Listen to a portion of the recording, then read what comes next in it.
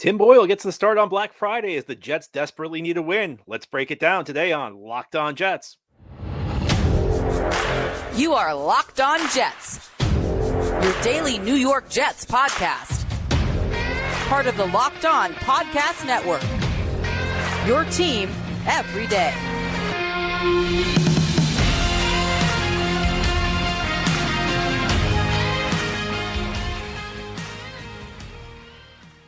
Happy Thanksgiving, Jets fans and Dolphins fans. This is a crossover edition of Locked On Jets and Locked On Dolphins. I'm John Butchko, the host of Locked On Jets, alongside Kyle Krabs, the host of Locked On Dolphins, here to get you ready for Black Friday football, the first ever NFL game on Black Friday. Jets and Dolphins, 3 o'clock Eastern on Amazon. And you should know, today's not only Thanksgiving Thursday, it's also Crossover Thursday here on the Locked On Podcast Network. And this Crossover Thursday episode is brought to you by PrizePicks, the easiest and most exciting way to play daily fantasy sports. Go to prizepicks.com/LockedOnNFL and use code all lowercase LockedOnNFL for a first deposit match of up to $100. Well, Kyle, great to be chatting with you. A little late for these teams to be playing their first game of the season, Thanksgiving weekend. How are you doing? I'm doing great. It's hard to believe this season's already more than halfway over. It's you blink and you miss it. I guess we'll try to cherish history with Black Friday football and all that jazz, and getting a chance to see these two teams play each other. It's always closely contested. It's what you get with divisional games, and I think there's some really fascinating storylines for us to dive into here on Crossover Thursday. Well, let's dive into them, Kyle. What's the big story around the Dolphins this week? Yeah, so for Miami fans and national pundits, when you score 70 points in a football game, the expectation for what you're going to score every single week kind of gets to a certain stratosphere. And just frankly, I wish it wouldn't have happened, because now you have all this conversation. The Dolphins only scored 20 points against the Raiders and won. Well, now you scored low points against the Chiefs, 14 points. You scored 20 points against the Raiders. You scratched out 17 with a defensive touchdown against the Eagles back in week 9 or week 7. Is the Dolphins offense regressing? And that's the big question that exists amongst the Dolphins. And this coming off the heels of 422 yards of offense against the Raiders. And the Dolphins turned the ball over 3 times. They went for it inside their own 5-yard line and turned it over on downs. And they missed a field goal. So half your possessions in the game, and like that, you're not going to put a 40 spot up on the board. And for Miami, I love the fact that they won a game 20-13, where the defense was able to kind of showcase their ability and show that depending on what the DNA is of a game and the game script, you can win in different ways. And you have to do that if you're going to live up to what the Dolphins hope to aspire to do this season, which is make some kind of a playoff run. So the big story is, what's the deal with the offense? Why aren't they scoring points? And it's, well, they're perpetually shooting themselves in the foot and turning the ball over. And then because of the game script, they're electing to turn down guaranteed points to go for it on 4th down and not getting it. The Jets defense, I think, is going to be another really good test and healthy test for this Dolphins offense. And they're a little banged up on the offensive line. Mike McDaniel spoke yesterday to the media and said he thinks Austin Jackson and Lester Cotton will play. Robert Hunt, who is their best guard, sounds like he will dress, but not a shoo-in that he's going to play, based on him still continuing to recover from a hamstring issue and them needing him maybe in an emergency situation with how many offensive linemen they're going to dress on game day. So Rob Hunt sounds like he'll dress. No guarantee he will play. You'd certainly love to have him against Quinnen Williams and this New York Jets defensive line, but that has been, I think, one of the bigger personnel culprits for Miami leaving points out on the field is this interior offensive line. They're not showcasing the range and athleticism that they did early in the year when it was Robert Hunt and Isaiah Wynn as your 2 tackles. And Wynn's on IR. We won't see him for a long time. So that for Miami is against this Jets defense that we all remember how much of a slobber knocker slugfest it was in week 18 last year when these two teams played. And I think 11 points won the football game. I think it's a great opportunity for Miami to figure out, how are you going to play if you need to continue to play with the interior offensive line being the case that it is. So that's the big thing that everybody's looking at from Miami's standpoint. Kyle, I hear you what you say, and I kind of half jokingly say 20 points is a disappointment. 20 points for the Jets Right. offense lighting up the scoreboard. I agree with you completely. I'm like, this is not a big deal, guys. Come on. And I think that leads us to this number one storyline of the week for the Jets. Some weeks it's difficult to decide what's really the top thing going on with the Jets. This week it's not tough to know, and that is the benching of Zach Wilson once again. I mean, really the fourth time the Jets have benched Zach Wilson within the last calendar year. It was Thanksgiving weekend last year where they first put Mike White into the lineup for him. White started a couple games, then got injured. Zach went back in and then got benched in the Thursday night game just before Christmas for Chris Streveler. Of course, during the offseason, the Jets trade for Aaron Rodgers. Rodgers goes down week one, and Wilson's back in the lineup, and Zach Wilson now back to the bench. Tim Boyle to start at quarterback for the Jets in this game. It's not all Zach Wilson's fault on offense. In fact, I would say that there's a strong case to be made that the offensive line has been a bigger problem for the Jets. First of all, the unit is short on talent, but second, they've just been so banged up that in addition to needing to play all these backup guys, and there were some guys playing against the Buffalo Bills on this offensive line last week, Kyle, who I don't think are going to be in the NFL next year. That's really the point the Jets are at. They've suffered so many injuries on the offensive line, but beyond that, when you're constantly reshuffling the offensive line, you can't develop any chemistry. And the offensive line is a spot where chemistry really matters almost as much as talent. If you look at the receiver group, there's really not a lot after Garrett Wilson. Alan Lazard has not delivered the way the Jets were hoping he would. You can make a case the second best receiver on this team right now is Xavier Gibson, who's a non-drafted rookie and a guy who looks like a non-drafted rookie. I don't think Nathaniel Hackett's doing a good job coordinating the offense, but the fact of the matter is this team has scored 2 touchdowns in the last 4 games. And at some point, you just have to make a move. I don't know that Tim Boyle is necessarily going to play better than Zach Wilson. In fact, I think there's a pretty good chance he plays worse than Zach Wilson. But you reach a point where you just have to try and find a spark. You have to change something up. When what you're doing is not working to the degree it's not working for the Jets, you have to try and change the quarterback. And even if it's not completely, and I think it's fair from the standpoint Zach Wilson's not played well, but he's not the only problem. And look, if you're going to make a change at quarterback, you'd like to have the option be a little bit better than Tim Boyle, who is not really in limited action in his career, lit it up. So, but I think clearly whenever you make a quarterback change, that's going to be the number one storyline of the week. And, I don't know whether this makes the task easier or more difficult for the Dolphins defense. The Jets are just hoping to find something on offense.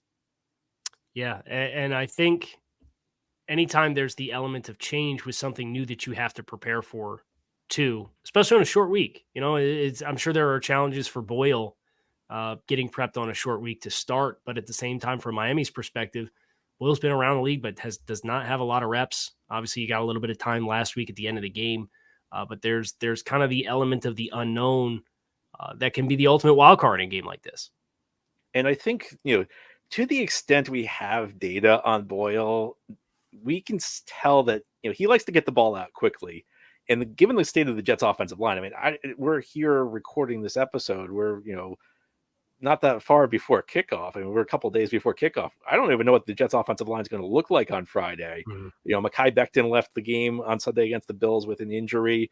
Dwayne Brown, they returned him to practice. He's been on IR since week 3. They returned him to practice. In fact, they have to activate him this week or otherwise he's out for the season. He's been practicing the last couple of weeks, but still hasn't gotten back into a game.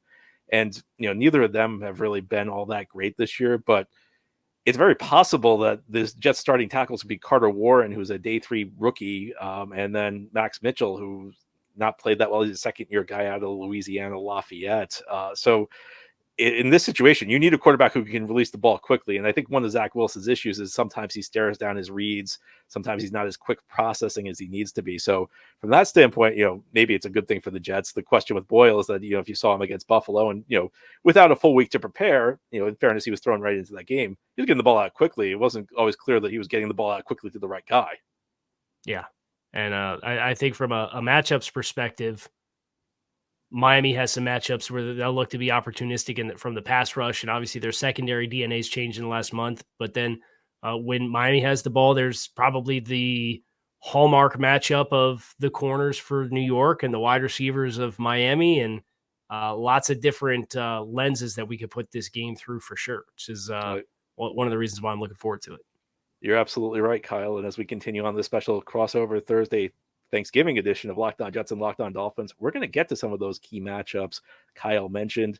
There should be a lot of compelling battles taking place across the field this Friday. This episode of Locked On Jets and Locked On Dolphins is brought to you by PrizePicks. PrizePicks is the largest daily fantasy sports platform in North America. It's the easiest and most exciting way to play DFS. It's just you against the numbers. Instead of battling thousands of other players, including pros and sharks, you pick more or less than on 2 to 6 player stat projections and watch the winnings roll in. With the basketball season here, you can now pick combo projections across football and basketball from the Specials League. That's a league created specifically for combo projections that include 2 or more players from different sports or leagues. For example, you can take LeBron James and Travis Kelce at a 10.5 combo on 3-pointers made and receptions. And now PrizePicks offers a reboot policy so that your entries stay in play even if one of your players gets injured. For football and basketball games, if you have a player who exits the game in the first half and does not return in the second, that player is rebooted.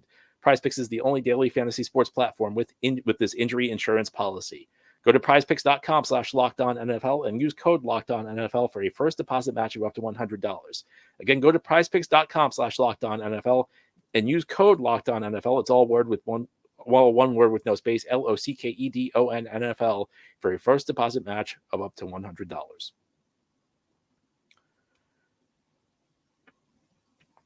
Jets and Dolphins play Friday, 3 o'clock Eastern, MetLife Stadium. The game will be shown on Amazon. I'm John from Locked On Jets, along with Kyle from Locked On Dolphins, previewing this special Black Friday game, the first ever NFL Black Friday game.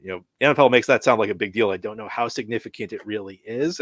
But Kyle, we mentioned heading into the break, lots of interesting matchups. Which ones have your eyes? Yeah, I think one thing that I'm really fascinated in is Miami's rushing offense versus the Jets' rushing defense, which you've seen some porous performances from the Jets' rushing D the last 3 weeks. They gave up 200 rushing yards to the Giants, almost 150 to the Raiders, and then 130 to Buffalo. Miami has lost some of their footing from a run game perspective. We talked in the first block about the interior offensive line and the guard spot specifically for Miami, and as an outside zone heavy rushing offense, that athleticism to get up on those linebackers and create angles is really essential to you creating explosive plays in the run game. And with these backup guards, they just have not had the range to get up there. And I think about Mosley, and I think about Williams, and I think about the safeties and the range that those guys have. And it's not a good draw for Miami. So I'm really interested in, okay, what's your counter to get after the New York Jets rushing defense, because they got an absolute dude on the interior, one of the best interior defensive linemen in football. Got a lot of really heavy-handed guys on the edge, Jermaine Johnson, Franklin Myers. What's your plan? Because they're down a little bit on personnel. They just had Savon Ahmed, who's one of their backs, go on injured reserve. So from a healthy backs perspective, it's Jeff Wilson, who was a healthy scratch last week, and Raheem Mostert. Devon Achane came back last week from a stint on IR, was in for 3 plays and got hurt. So we don't know what his status is going to be. Mike McDaniel did say he had a good day of practice on Tuesday. That ability to create balance offensively, I think, is huge for the Dolphins in their bid to win this football game and make sure that they're not put in obvious passing situations where the Jets can be opportunistic and hunt the football and create turnovers, which has kind of been an issue for Miami. So I think that Dolphins rushing offense versus Jets rushing defense is front row center for me as far as Miami when they have the football. I can tell you a couple of weeks back, the Jets lost Al Woods, who was probably their best run-stopping defensive tackle. He was a big space-eating guy. He doesn't rush the passer that much, which made him kind of an anomaly for a Robert Saleh defense, because Saleh is all about guys who can get up the field, get after the quarterback. And, as you mentioned, the Jets have had some not so great games against the run recently. So I think I agree with you. I think that's a compelling matchup. I look at the Dolphins defensive line versus the Jets offensive line, particularly on the edges, Nick Chubb, Jalen Phillips against whatever the Jets are going to put at tackle. And, it could be Dwayne Brown out there.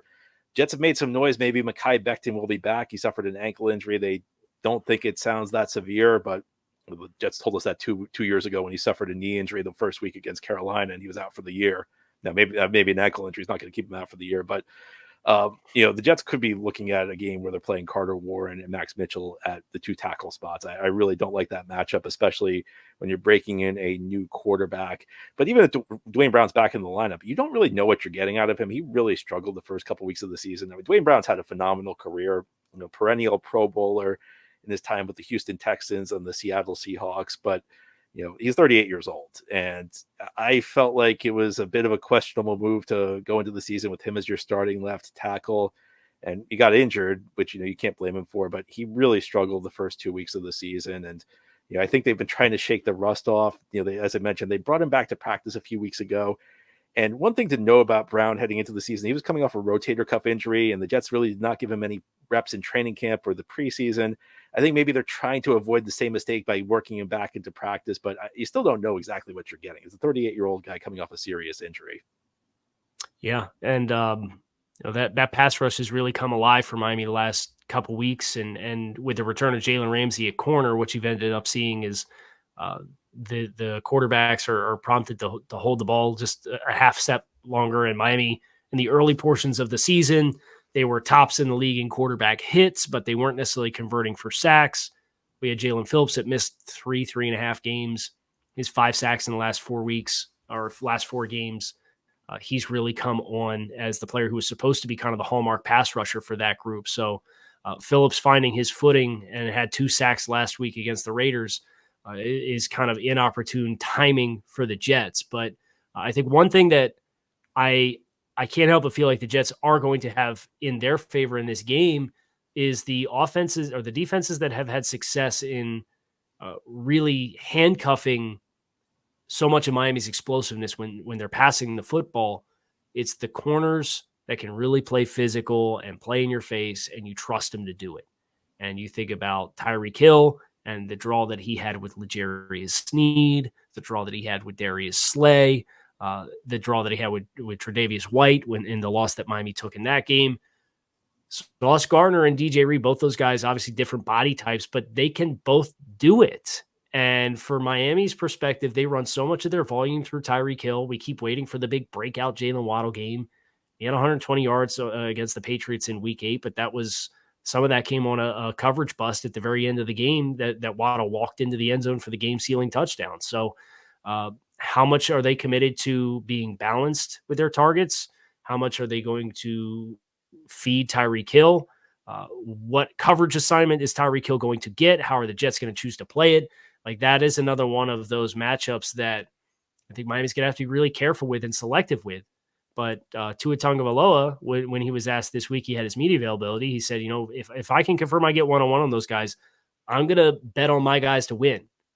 And, that's just a little bit of a risky proposition at times with how good this corner duo is, because they can get theirs at any given point.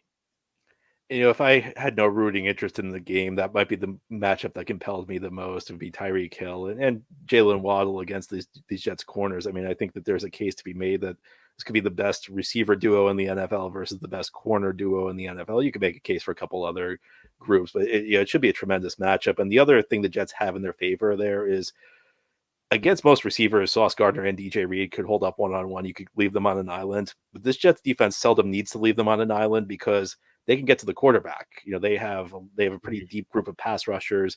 Even though Quinnen Williams is not putting up big sack numbers this year, he's still generating a lot of disruptions. He's still getting to the quarterback quite a bit.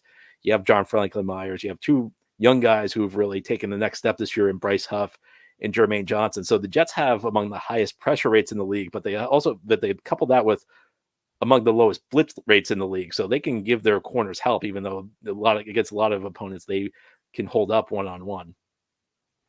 Yeah, and then if I were to look at a matchup when the Jets have the ball that I'm super mindful of, it is probably Breece Hall and what he can create. The Dolphins play a lot of match zone coverage, but they also play a lot of soft coverage and force completions underneath. And Breece Hall is the kind of player that is capable of taking a reception in space and making a guy miss and creating an explosive play. And I think that's just something where if the Jets are going to steal this game, you probably have a formula that you have to follow that includes finding a couple explosive plays where somebody creates in space with the ball in his hands. And I think Breece Hall can be that guy. I think Garrett Wilson's comfortably the Jets' best skill player, But with the Tim Boyle factor, I think it becomes much easier to lean into Breece Hall being the one who Miami should feel threatened with his ability to kind of flip the field. If it becomes a field possession game or a low scoring game, whatever the script has in store, I think Breece Hall is one of those X factors offensively because Miami, they've been better tackling, but they haven't always been the most consistent tackling team in space. Yeah, and Breece Hall, he's not a great receiver. I mean, lots of drops, lots of easy drops, but when he does catch it, he can take it the distance as he did a couple of weeks ago against the Giants. All right, well, Kyle and I have given you the key storylines for the Jets and the Dolphins. We've talked about some of the compelling matchups. How's this game going to play out? We'll give you our thoughts as we continue this Thursday crossover edition of Locked On Jets and Locked On Dolphins. It's a crossover Thanksgiving Thursday here on the Locked On Podcast Network. I'm John, the host of Locked On Jets, alongside Kyle, the host of Locked On Dolphins. Jets and Dolphins play Black Friday, 3 o'clock Eastern. Amazon will show the game. Kyle, let's get to predictions. What do you have for us? Yeah, I do think the Tim Boyle lever that's been pulled, if you will, creates an unknown dynamic. But I do ultimately think Miami, so long as they are able to protect the football to a degree in which they have not at times this season. But I think Mike McDaniel showed a little bit of self-awareness with that against the Raiders. He kicked a field goal in the second half, and Tyreek Hill came off the field, and Mike McDaniel was mic'd up and said, "Hey, I usually don't kick here, but just with the way the game's going, we're going to take the points." If you come into this game with an awareness that you can't afford to give the Jets life of their own with self-inflicted wounds, I think you play the game a little bit closer to the vest. Would not be surprised if Miami does not score more than 20 points in this game. But I do think Miami, with the explosiveness that they have offensively, with the defense playing the way that it has, with the pass rush and the injuries for the Jets offensive line, I do think the Dolphins come in to MetLife. I do think they win this football game. But if you told me it was a lower scoring affair, I would not in the least bit be surprised. And I think the self-awareness component of that is really important for Miami to make sure that they do the things they need to do to win the football game. I think I agree with a lot of what you said. I mean, I think that this is a desperation game for the Jets. If they lose this, they fall to 4-7, the season's over. In fact, I think what tells you everything you need to know about the Jets' desperation factor is the fact they changed quarterbacks on a short week. That's normally something you would never consider, but they just had to do something to try and spark the team. I mean, I think the path to victory for the Jets is something like this. First of all, the defense needs to play its best game. They're going to have to hold the Dolphins down probably to less than 20 points. Second is you need Boyle to provide a spark the way maybe Mike White has the last couple of years. Mike White wasn't great for the Jets, but the first game he played last year and the first game he played the year before, he played really well. The Jets won both games. So you hope that maybe he provides a little bit of life to the offense, and not necessarily a negative commentary on Zach Wilson. It's just sometimes when you make a change, it brings new life to your team. I think the Jets are going to have to steal a possession somewhere along the way. The only point the Jets had last week came on a drive where they executed a fake punt correctly. So, I don't know whether there's another fake kick in the works, but Jets are probably going to have to, maybe it's an onside kick. The Jets are going to have to figure out a way to get an extra position somewhere along the lines. And it's going to take big plays. This is not a Jets offense that's going to be built to put together methodical drives. They're not going to put together 8-9 play drives. You're going to need, as you mentioned, Breece Hall to take, a play 50 yards. They're going to need, I don't know, maybe somebody to slip on the Miami defense, or maybe they need the defense to turn a play over. Last week Sauce Gardner was beaten for a long touchdown against Buffalo. It was a game that kind of put the game out of reach, even though, the Jets were never really in it.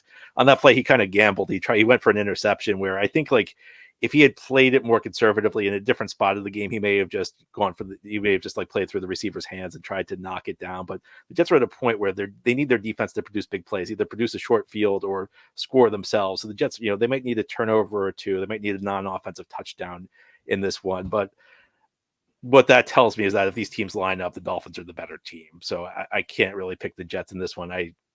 I've seen this before. I've been saying it the last couple of weeks. I know when a Jet season's falling apart. I've seen plenty of Jet seasons fall apart. It feels like that's where we're heading. I think, Kyle, we're going to hit that magic number. I'm going to go Dolphins 20, Jets 10. So Dolphins will get the win, but you'll hear more questions. Why are we only scoring 20 points? Yep. And I think that's right in line with where I had. I was thinking like 17-9, 20-12, somewhere in that stratosphere. I do think Miami does give you a short field at some stage. 6 of the Raiders' 13 points came off turnovers inside the Dolphins' own 30-yard line last week.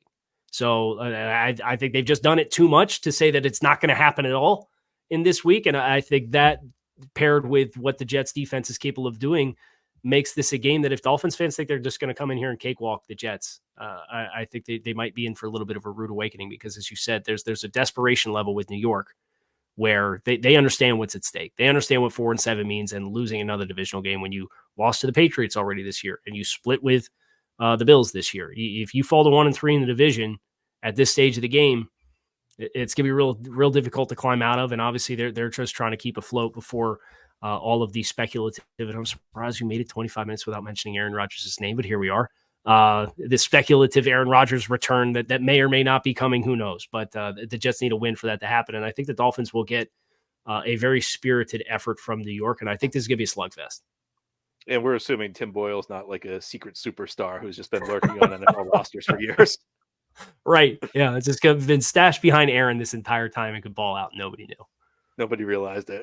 Wouldn't that be something? Anyway, Kyle, a great chatting with you. I hope you and your family have a wonderful Thanksgiving. Thank you. You too, John. It was good catching up. Look forward to doing this again in just another couple weeks. Hoping for a healthy game. Hope everybody enjoys the game. And make sure you check out Locked On Jets and Locked On Dolphins in the post game for everything that you need to know. Part of the expanded Locked On Network, which has outstanding hosts for all of your teams, all of your favorite sports. So check them out as well. And happy Thanksgiving, everybody. Kyle and I will be back tomorrow on Locked On Jets and Locked On Dolphins.